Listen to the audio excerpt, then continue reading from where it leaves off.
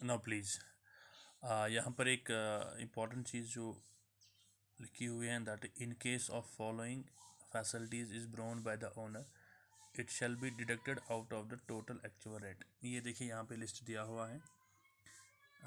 Lift and pump maintenance charge, swimming pool maintenance charge, salary of common gardener and watchman, lighting of common stairs and corridors, water and electricity charges. This has to be deducted from the actual rent. ये बातें आपको याद रखनी है कि कौन कौन सी items हमें काटने हैं ताकि हम एक्चुअल रेट की ओर आए।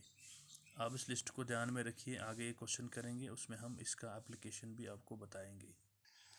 Now moving to question number 2। आपकी किताब में ये क्वेश्चन नंबर 2 है। यहाँ पे लिखा है, अगर आप ध्यान से देखेंगे, compute annual rental value in the following cases. तो म्यूनसिपल रेंटल वैल्यू दिया है, एक्चुअल रेंट रिसीव्ड भी दिया है। फिर लिखा है lift and pump maintenance charges paid by owner, ये ओनर पे कर रहा है। Salary of common gardener and watchman paid by the tenant to the owner and actual expenses incurred by the owner for the year is 4200। हमें निकालना है ARV और income from other sources. अब देखिए question number 2 को मैंने यहाँ पे सॉल्व किया है ताकि हमारा टाइम भी बच जाए। एक्चुअल रेंट हमने रिसीव किया है 50,000 as given in the question.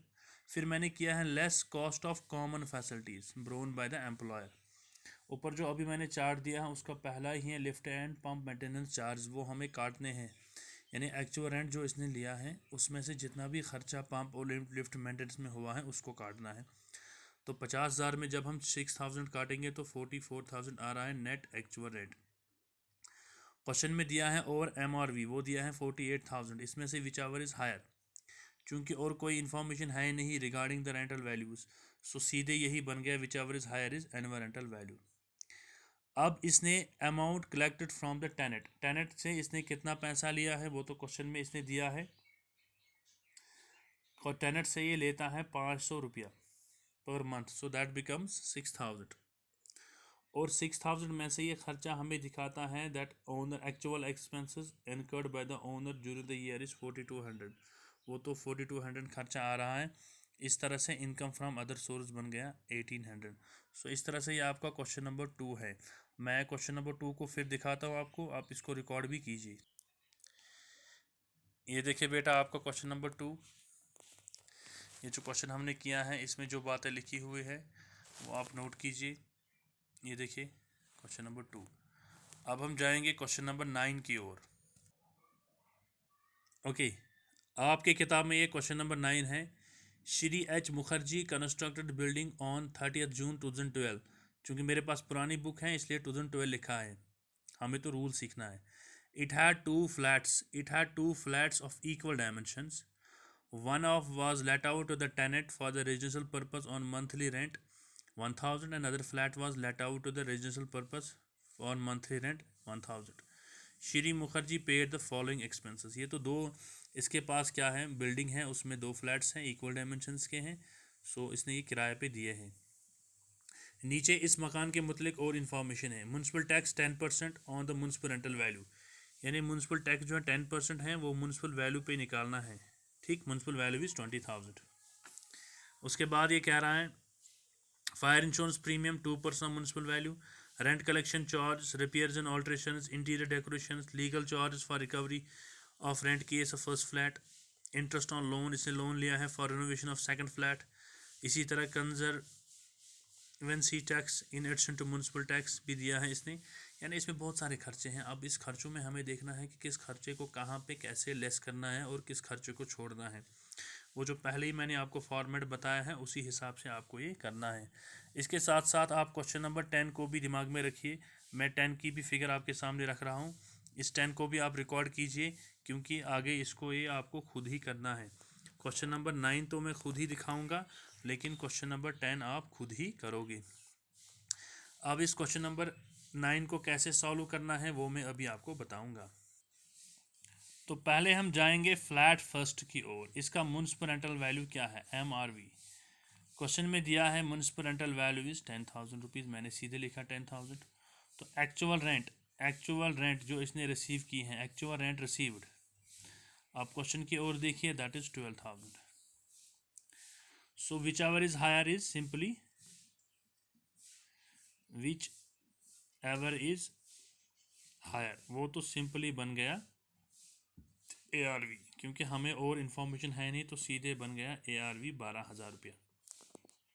Clear. तो अब इसमें क्या करना है हमें लेस. अगर आपको याद होगा म्यूनसिपल टैक्सेस, मैंने म्यूनसिपल टैक्सेस आपको बताए हैं, उसके रूल्स क्या हैं. So that is 50%. 50% becomes 1,000 rupees. इसी तरह कंजर्वेंसी टैक्स यानी सेस जो दिया है 50%, दैट बिकम्स 150. वो आप खुद भी कैलकुलेट कर सकते हो. सो 1550 आ रहा है, तो ये आएगा 0, ये आएगा 5, दिस इज़ 8, और इस तरह से 0 and 1. So net annual value, net annual value हमारे को क्या आ रहा है 10,850. अब हैं डिडक्शंस. Deductions under section 24. उसमें से पहले हैं स्टैंडर्ड डिडक्शन, वो तो आपको पता है, eight the rate of 24% of net annual value.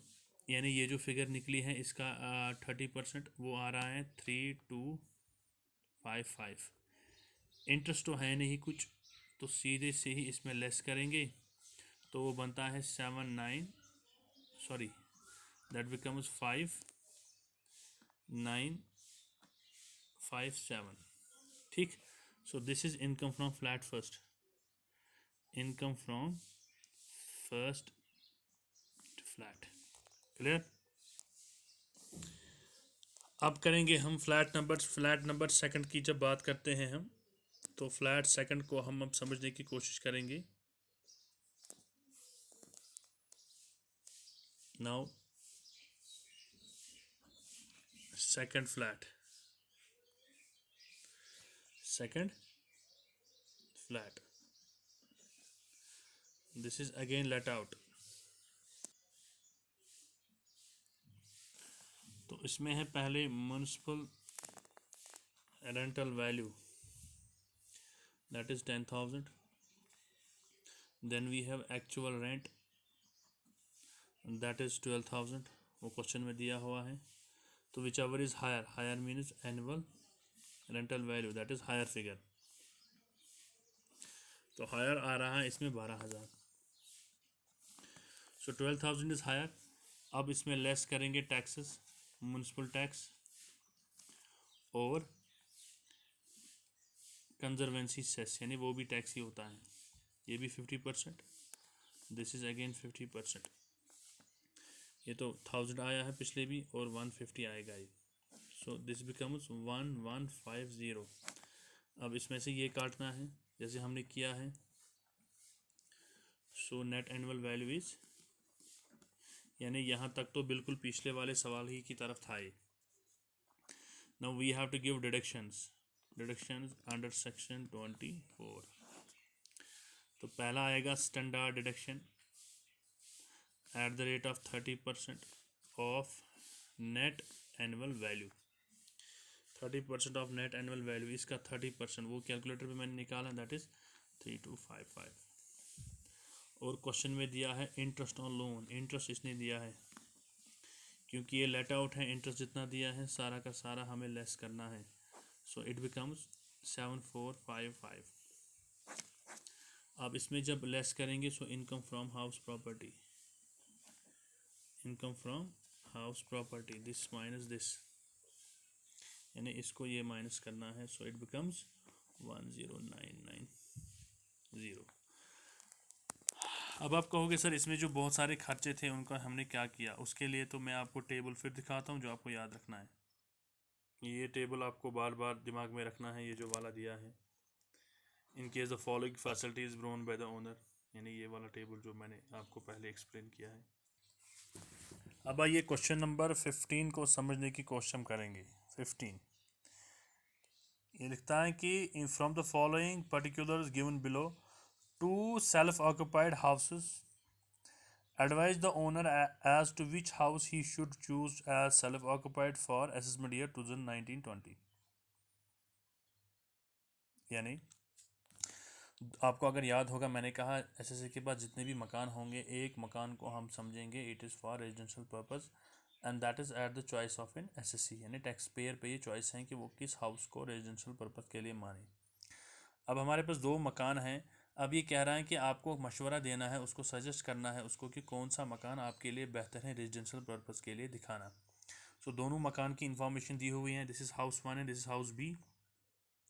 इनका म्युनिसिपल नेटल वैल्यू भी दिया है, म्युनिसिपल टैक्स भी दिया है paid, ground rent, fire insurance premium, interest on loan taken to construct the house और अदर इनकम, यानी ये इन्फॉर्मेशन दी हुई है। इसमें से हमें देखना है कि हम इसे कौन सा डिसीजन बताएंगे। ये है इसके आंसर जो हमें, जिससे हमें पता चलेगा कि हमने सही किया है कि गलत।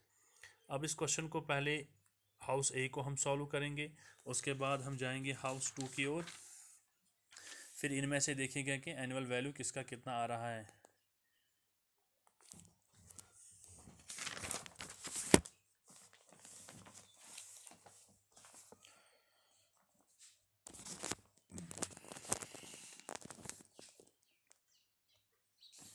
अब है option second. Option second, let house B is treated as self-occupied and house A deemed let out। तो हम क्या करेंगे फिर सॉल्यूशन में, हाउस बी लेंगे पहले, क्योंकि इसमें तो कुछ करना नहीं है। हाउस बी, ये तो सेल्फ ऑक्यूपाइड हमने लिया, तो एनुअल वैल्यू क्या आएगा इसमें, वो तो नील ही आएगा, क्योंकि एनुअल रेंटल वैल्यू जो सेल्फ ऑक्यूपाइड का वो तो नील है, वो आपको पता है। फिर हम करेंगे लेस इंटरेस्ट, अगर दिया हुआ है तब, वो तो 18,000 बता रहा है इसमें, तो हमें सीधे सीधे लॉस फ्रॉम हाउस, इस मकान से हमें कितना नुकसान फिर आ रहा है, 18,000 रुपया। ठीक, अब हम लेंगे हाउस ए, जिसको हमने माना डीम्ड लेट आउट, वो तो लेट आउट ही है। अगर उसको लेट आउट मानेंगे तो क्या होगा, म्युनिसिपल रेंटल वैल्यू फिर लेना है, वो तो दिया है क्वेश्चन में 24,000 रुपया, और साथ ही साथ दिया है टैक्सेस भी दिया है, लेस टैक्स, वो तो 1,000 रुपया है क्वेश्चन में दिया है। तो हमारा नेट एनुअल वैल्यू जो बनता है दैट इज़ 23,000। क्लियर। अब इसमें डिडक्शंस मिलेंगे क्योंकि ये लेट आउट है। डिडक्शन अंडर सेक्शन 24, पहली डिडक्शन है standard deduction at the rate of 30% of 2300, that become 6900। इसी तरह इंटरेस्ट ऑफ लोन भी है, सो वो 15,000 आता है। तो इस तरह से इसमें टोटल आ रहा है 21,900 रुपया हमें इसमें लेस आ रहा है। तो इनकम फ्रॉम हाउस प्रॉपर्टी, इस वाले को ये वाला लेस करेंगे तो इनकम फ्रॉम हाउस प्रॉपर्टी वो आ रहा है 1,100 रुपया। अब यहाँ पे नुकसान इतना है, यहाँ पे हमारी आमदनी इतनी है, सो टोटल में हमारा जो दोनों हाउसेस में हमें जो इनकम फ्रॉम हाउस प्रॉपर्टी क्या आ रही है, तो लॉस ही आ रहा है, loss under head house property. इनकी जो डिफरेंस निकलेगी वो निकलेगी -169,000, यानी दूसरे हिसाब से हमें नुकसान कितना आ रहा है, इतना नुकसान आ रहा है। ठीक, अब हमें असल वाला काम टैबुलेशन करते हैं, टैबुलेशन से हमें खुद ही पता चलेगा। अब देखिए तो हमारा जो आएगा हाउस प्रॉपर्टी इनकम में पहले ऑप्शन में नुकसान है 13,050 रुपया, दूसरे ऑप्शन में नुकसान हो रहा है यानी आंसर निकल रहा है हमें 16,900 रुपया। अब इसमें देखेंगे अदर इनकम, क्योंकि क्वेश्चन में दिया है अदर इनकम भी। अदर इनकम हमारे पास जो है that is how much is that 2 lakh rupees. Okay 2 lakh रुपया अदर इनकम है, तो यहाँ पर भी 2 लाख रुपया अगर इस ऑप्शन में भी हम वो तो अदर इनकम है। तो इसका माना हो गया टोटल इनकम हमारी क्या बनेगी, टोटल इनकम दिस इज़ 186,950 और यहाँ पे बनेगा 183 and 100। Clear. So we conclude, we हमें क्या पता चला, we conclude from tax point of view, अगर हम टैक्स के हिसाब से देखेंगे तो हमें ऑप्शन सेकंड को एक्सरसाइज करना चाहिए। From tax point of view option second जो हमारे पास है, ऑप्शन सेकंड यानी ये वाला इज टू बी टेकन। ठीक, यानी हमें ऑप्शन सेकंड को ही लेना चाहिए। उसका माना ये हो गया यानी हाउस बी जो हैं इसको हमें सेल्फ ऑक्यूपाइड लेना है और हाउस जो ए है उसे मानना है let out, let out. Because क्यों, क्योंकि सीधी सी बात है, बिकॉज वी हैव टू पे less tax on total income. Total income इसमें कम बनती है दैट इज़ 183,100, यानी इस हिसाब से हमारी टोटल इनकम कम आ रही है, यहाँ से टोटल इनकम ज़्यादा आ रही है। जितनी टोटल इनकम बढ़ेगी उतना टैक्स भी बढ़ेगा, जितनी टोटल इनकम कम होगी उतना टैक्स भी। यानी दोनों ऑप्शंस हमने एक्सप्लोर किए। पहले में हमने माना कि ए है, क्या है, ए है सेल्फ ऑक्यूपाइड, बी है लेट आउट। फिर हमने कहा नहीं, ए ही सेल्फ डीम्ड लेट आउट है और बी है सेल्फ ऑक्यूपाइड। उस हिसाब से हमारे पास दो ऑप्शंस आ गए। पहले में टोटल इनकम बनती है 186,950, दूसरे में इनकम बनती है 183,100। तो ये वाली कम इनकम है, तो इस कम इनकम के हिसाब से हमें इसी को ऑप्शन को अवेल करना है। क्लियर। इसका ये माना हो गया कि एग्ज़ाम में इसको दोनों ऑप्शंस को लेना है। आप ऐसा नहीं कर सकते कि आपने डिसाइड कर लिया नहीं सर पहले को हम लेंगे लेट आउट, दूसरे को लेंगे डीम्ड, लेकिन नहीं, आपको रिवर्स में भी चेक करना है। अगर पहले ही को लेट आउट मानेंगे दूसरे को, या डीम्ड, या पहले को डीम्ड दूसरे को लेट आउट, उस तरह से इस क्वेश्चन को आपको एक्सप्लोर करना है। अब जो पॉइंट्स इसमें रह गए जो हमने नहीं ली, जैसे ground rent, fire insurance premium, इसको हमें एक्सक्लूड करना है, इसको नहीं लेना है। वो टेबल मैंने आपको एक्सप्लेन किया है। Clear. So this was all about this question.